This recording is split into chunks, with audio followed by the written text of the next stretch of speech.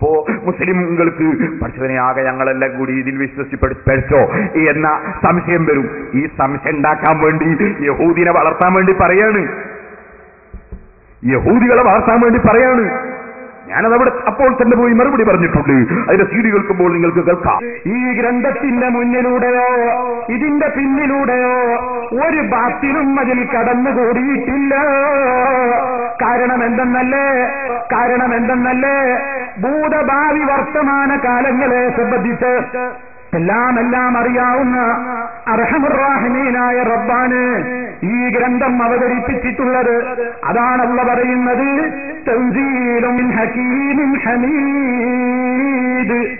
ആ പരമകാരുണികനായ എല്ലാ ഹിക്മത്തുകളും നിറഞ്ഞു നിൽക്കുന്ന, സർവരാലും സ്തുതിക്കപ്പെടുന്ന റബ്ബിങ്കൽ നിന്ന് അവതീർണമായ ഗ്രന്ഥമാണിത്. കാരണം മനസ്സിലായില്ലേ? ഭൂതകാല വർത്തമാനം അറിയുന്ന റബ്ബിൽ നിന്ന് അവതീർണമായ ഗ്രന്ഥമാണിത്. അതുകൊണ്ട് ആ ഖുർആനിൽ ബാത്തിൽ കിടക്കാത്തത്. നാം മൗലവി ആ ഖുർആന് പഠിച്ചോ. ബിസ്മില്ലാഹിർ റഹ്മാനിർ റഹീം. അലിഫ് ലാം മീം.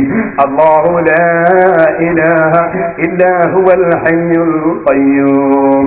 നസ്സല അലൈക്കൽ കിതാബ ബിൽ ഹഖ് മുസദ്ദിഖൻ ലിമാ ബൈന യദൈഹി വഅൻസലത് തൗറാത വൽ ഇൻജീൽ മിൻ ഖബ്ലു ഹുദൻ ലിന്നാസി വഅൻസലൽ ഫുർഖാൻ. തൗറാത്ത് ഇറക്കിയത് ആരാ മൗലവി? ഇൻജീൽ ഇറക്കിയത് ആരാ മൗലവി? ഭൂതകാല വർത്തമാനങ്ങൾ അറിയാത്ത പഠിച്ചവനാണോ? അല്ല മൗലവിയാണോ? അല്ലാഹു ഖുർആനിൽ പറയുന്നു, അലിഫ് ലാം മീം എന്ന് പറഞ്ഞിട്ട് അല്ലാഹു പറയാണ്, അല്ലാഹു ലാ ഇലാഹ ഇല്ലാ ഹുവൽ ഹയ്യുൽ ഖയ്യൂം. അല്ലാഹു തആല അവനല്ലാതെ ആരാധനക്ക് അർഹനില്ല. അൽ ഹയ്യുൽ ഖയ്യൂം. അല്ലാഹു എന്നും ഹയാത്തുള്ളവനാണ്. അൽ ഖയ്യൂം എല്ലാം നോക്കി നടത്തി നിയന്ത്രിക്കുന്നവനാണ്, എല്ലാം കൊണ്ടും നിന്ന് വരുന്നവനാണ്. നസ്സല അലൈക്കൽ കിതാബ ബിൽ ഹഖ്. ഓ നബിയേ, സത്യമായ വിധം അങ്ങേക്ക് ഖുർആൻ അല്ലാഹു ഇറക്കി. മുസദ്ദിഖൻ ലിമാ ബൈന യദൈഹി. ആ ഖുർആനിന് മുമ്പുള്ള തൗറാത്തിലും ഇൻജീലിലും സബൂറിലും ഒക്കെ പറഞ്ഞത് സത്യമാണ് എന്ന് പറയുന്ന വിധത്തിലാണ് ഖുർആൻ അല്ലാഹു അങ്ങേക്ക് ഇറക്കിയത്. വഅൻസലത് വൽ ഇൻജീൽ. തൗറാത്ത് ഇറക്കിയതും അല്ലാഹു തന്നെ, ഇൻജീൽ ഇറക്കിയതും അല്ലാഹു തന്നെ. മിൻ ഖബ്ലു ഹുദൻ ലിന്നാസ്. അത് ഖുർആനിന് മുമ്പായി ജനങ്ങളെ സന്മാർഗത്തിലേക്ക് നയിക്കാൻ അല്ലാഹു ഇറക്കിയതാണ്. വഅൻസലൽ ഫുർഖാൻ. ഫുർഖാനുൽ അലീം ഇറക്കിയതും അല്ലാഹു തന്നെ. നിങ്ങൾ പറഞ്ഞതോ ഈ ഖുർആനിൽ ബാത്തിൽ കടക്കാത്തതിന്റെ കാരണം എന്തെന്നറിയോ? മൂപ്പരൊരു പുതിയ കാരണം ദേവലക്കര പാസാക്കിയത്. എന്താ കാരണം? ഭൂതകാല വർത്തമാനം അറിയുന്ന പടച്ചവനാണ് അത് അവതരിപ്പിച്ചത്. ചോദിക്കട്ടെ, തൗറാത്ത് ഇറക്കിയതും അല്ലാഹയല്ലേ? ഇൻജീൽ ഇറക്കിയതും അല്ലാഹയല്ലേ? സബൂർ ഇറക്കിയതും അല്ലാഹയല്ലേ? എന്നിട്ട് അതിലെല്ലാം കടത്തിക്കൂട്ടലുകൾ അതാ പലരും നടത്തിയില്ലേ? ഖുർആനിൽ ബാത്തിൽ കടക്കാത്തതിന്റെ കാരണമായിട്ടാണോ? തൻസീലും മിൻ ഹകീമിൻ ഹമീദ് എന്നല്ല പറഞ്ഞത് അതിന്റെ കാരണമല്ല. ഖുർആൻ അല്ലാഹു ഇറക്കിയ ഗ്രന്ഥമാണ് എന്നാണ് പറഞ്ഞതിനർത്ഥം. അല്ലാതെ ബാത്തിൽ കടക്കാത്തതിന്റെ കാരണം അല്ലാഹു ഇറക്കിയത് കൊണ്ടാണെന്നല്ല. അങ്ങനെയാണെങ്കിൽ തൗറാത്ത് ഇറക്കിയതും അല്ലാഹയാണ്, ഇൻജീൽ ഇറക്കിയതും അല്ലാഹയാണ്, സബൂർ ഇറക്കിയതും അല്ലാഹയാണ്.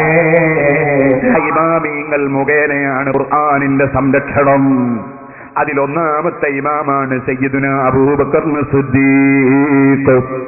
ആ അബൂബക്കർ സിദ്ദീഖ് റളിയല്ലാഹു അൻഹുവിന്റെ ഭരണകാലത്ത് തന്നെ ഖുർആൻ 30 ജുസും പൂർണ്ണമായി എഴുതിയിട്ട് ക്രോഡീകരിച്ചു വെച്ചു. അത് വലിയ ഒരു സംഭവമാണ്. പക്ഷേ നിങ്ങൾക്കറിയോ, പുത്തൻവാദികൾ പറഞ്ഞു അബൂബക്കർ പിഴച്ചുപോയി. ഒന്നാമത്തെ ഇമാമ് തന്നെ പിഴച്ചുപോയി. ഏത് പുത്തൻവാദിയാ പറഞ്ഞത്? അള്ളാഹ്ക്ക് കയ്യും കാലുമുണ്ടെന്ന് പറയുന്ന പുത്തൻവാദി, മാസം കണ്ടാലെടുത്തൂടാ കണക്ക് കൂട്ടണമെന്ന് പറയുന്ന പുത്തൻവാദി, പടച്ചവൻ കസേരയിൽ ഇരിക്കുന്നു എന്ന് പറഞ്ഞ പുത്തൻവാദി, ഒരു ബുദ്ധിയുള്ള മനുഷ്യനും അംഗീകരിക്കാൻ കഴിയാത്ത വാദം ഉന്നയിക്കുന്ന പുത്തൻവാദി. ആദ്യമാകുമ്പോ അള്ള ഇറങ്ങും. ഇവിടെയും പ്രസംഗിച്ച ആളും നമ്മളെ സെൽഫി. നിങ്ങളൊന്ന് ആലോചിച്ച് നോക്ക്. അല്ലാഹു സുബ്ഹാനഹു വ തആല എല്ലാ രാത്രിയിലും അതാ നമ്മോടടുത്ത് ആകാശത്തിലേക്ക് ഇറങ്ങി വരുന്നു. അല്ലാഹു സുബ്ഹാനഹു വ തആല എല്ലാ രാത്രിയിലും അതാ നമ്മോടടുത്ത് ആകാശത്തിലേക്ക് ഇറങ്ങി വരുന്നു. രാത്രി മുമ്പ് ഇറങ്ങും. അപ്പൊ ഇസ്ലാമിനെ തകർക്കാനുള്ള ഓരോരോ ആശയം പറയാ യഹൂദികൾക്ക് വേണ്ടിയാണ്. കാരണം രാത്രി അള്ളാഹു ഇറങ്ങും എന്ന് പറയുമ്പോ ശാസ്ത്രം പഠിക്കുന്ന കുട്ടികളുണ്ടാവും സദസ്സിൽ ഒരുപാട്. അവരെ മനസ്സിലൊക്കെ ഇസ്ലാമിനെ പറ്റി സംശയമായി, അള്ളാഹിനെ പറ്റി സംശയമായി. കാരണം അപ്പൊ അത് അമേരിക്കയിൽ രാത്രിയാകുമ്പോഴാണോ ഇന്ത്യയിൽ രാത്രിയാകുമ്പോഴാണോ സംശയം. അപ്പോ വിവരമുള്ള ബുദ്ധിയുള്ള കുട്ടികൾ സംശയമായി. അപ്പൊ അതിന് മറുപടി പറഞ്ഞു ഇന്ത്യയിൽ രാത്രിയാകുമ്പോൾ. അപ്പൊ അമേരിക്കക്കാർക്ക് അന്നില്ലേ? അമേരിക്കക്കാരല്ലയോ? അപ്പൊ പിന്നെ ഓരോ സ്ഥലത്തും ഓരോ മിനിറ്റിലും രാത്രിയാകുന്നുണ്ട്. അപ്പൊ പിന്നെ അള്ളാഹ് ഇറങ്ങലല്ല കറങ്ങലായി. അള്ളാഹുത്തല ഇറങ്ങലല്ല പിന്നെ കറങ്ങലായി. ബുദ്ധിയുള്ള മനുഷ്യന്റെ മുന്നിൽ ഇസ്ലാമിനെ നശിപ്പിക്കാൻ വേണ്ടി യഹൂദികൾ കൊണ്ടുവന്ന ആശയമാണ്. ഈ ആശയം പറഞ്ഞ കക്ഷികൾ അതാണ് റാഫിദുകൾ. ആ റാഫിദുകളുടെ അതേ ആശയം തന്നെ നാദാപുരത്ത് വന്നിട്ട് ഛർദിക്കില്ലേ?